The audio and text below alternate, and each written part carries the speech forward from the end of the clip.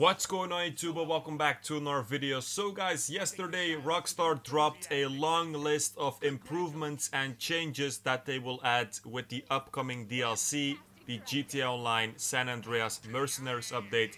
For the people that don't know yet, it will release next week Tuesday on the 13th of June. So today we're just gonna go over this list and also explain a bit what some of the things on the list mean. First of all, let's take a look at the improvements and changes regarding the vehicles in GTA Online.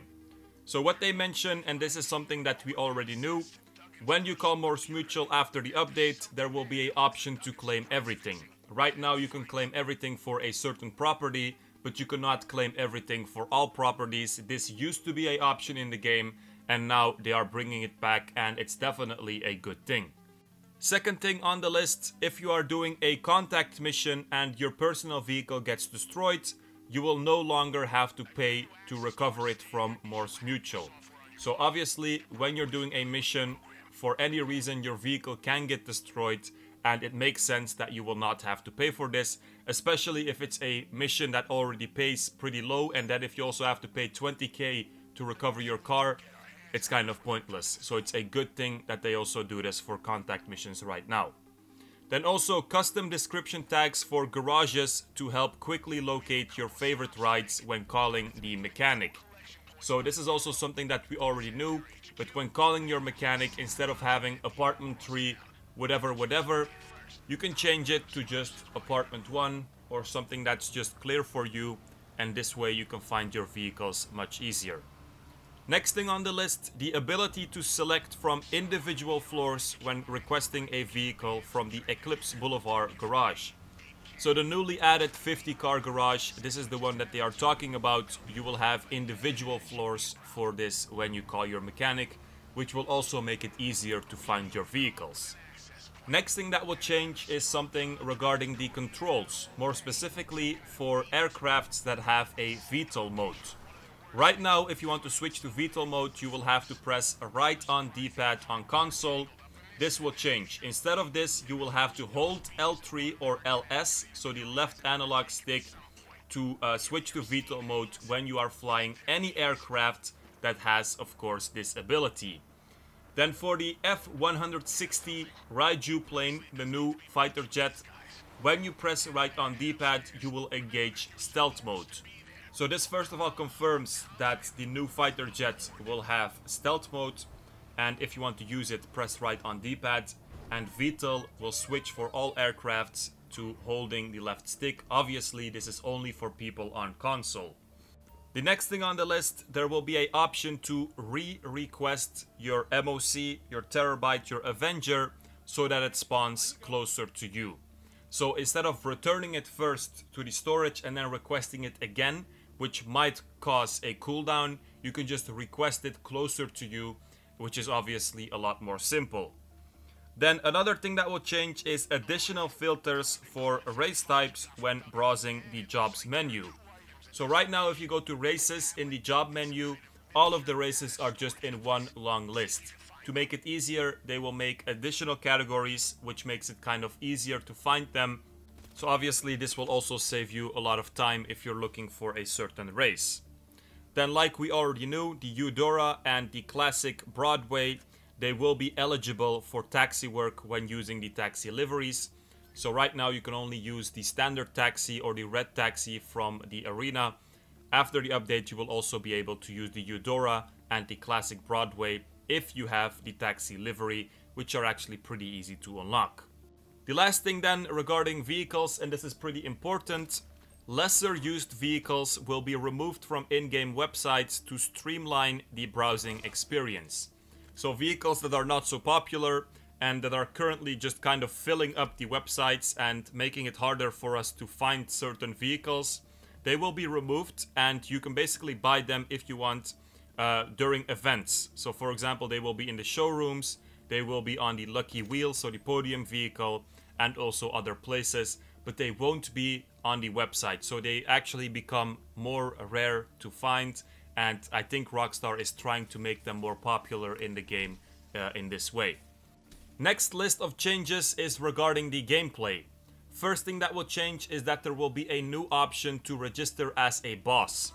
This basically merges the Secura Surf and the Motorcycle Club option. So what this means is that you no longer will have to switch between MC and CEO. For example, if you're doing a sale mission for your Coke lab and then you want to do CEO crates, you can just do it as a boss. So a boss is basically a MC leader and a CEO together. Now, this is interesting, of course, but I hope they just keep the CEO and the MC option as well, because sometimes there is an advantage of not being a MC. When talking, for example, about raids that could happen for your MC businesses, then it's actually smarter to not be a MC a lot, because there is a timer for these raids. So I hope they also keep the regular CEO option as well. When going to ammunition to buy some body armor, there will now be a buy all option. And also the rank requirements for body armor will be removed. This is more fair, I think. There is no reason that low rank people will have less body armor, because this kind of gives them a disadvantage in free mode. So the rank requirements will be gone and you can buy all armor types at once. Also regarding body armor, when quick restarting a mission, your armor will be restocked. So this is the case right now with snacks, but for body armor it's not the case yet. When equipping body armor through the weapon wheel, so there's now the fast option, I think it's R3 when you're in the weapon wheel. The type of armor that will be used will be relative to how much damage the player has taken. So this basically means that if you lose a tiny bit of armor because you got hit, you will not use a super heavy armor to fill it back up, but you will use, for example, light armor, which of course makes more sense.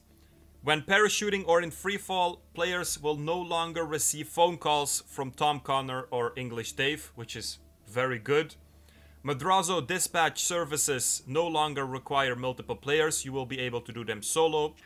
A alternative sprint control, hold to sprint, will be added in the settings menu. This is also something that we already knew, but instead of tapping on console, there will be an option to just hold a button so that you can sprint, which is also something that we really needed. Players will be able to select a name for their asset product to receive a 5% sell bonus. So I think Rockstar already mentioned this in the last update, but they didn't add it. But right now you can name your product and then you will receive a 5% sell bonus, which to me just seems like free money. And then the last thing regarding the gameplay, rank requirements for daily objectives will be removed so that all players can participate. Then I think the most interesting things are the balancing updates. Just 3 things, but very important.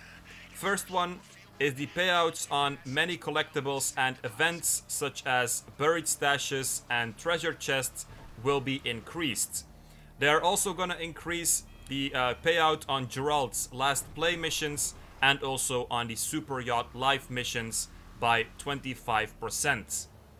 Then this one is very interesting. They are gonna rebalance the weapons on the P99-6 laser and also on the Hydra.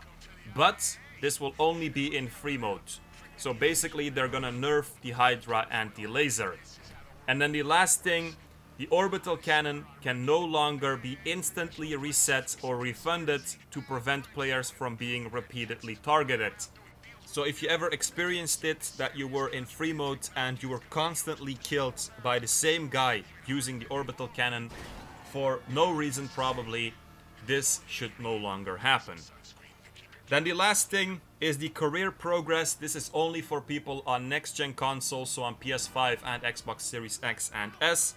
But there will be a new feature which basically displays your progression and you can see all kinds of things. We have no information about what you can exactly see, but it will only be available for next-gen, which to be honest is not that special. It's just somewhere where you can see your progress, so it won't influence how you play the game, or it's not like content that you cannot play on the other platforms. So guys, that was pretty much it. Hope you guys enjoyed it. I should also mention there is a list of updates for creator modes. I didn't mention them. If you want to check them out, I will leave the link to the entire list in the description. That was it, guys. Hope you guys enjoyed it. Let me know in the comments what you guys think about these changes. Make sure to like, subscribe, check out my Discord server in the description, and peace out, you guys.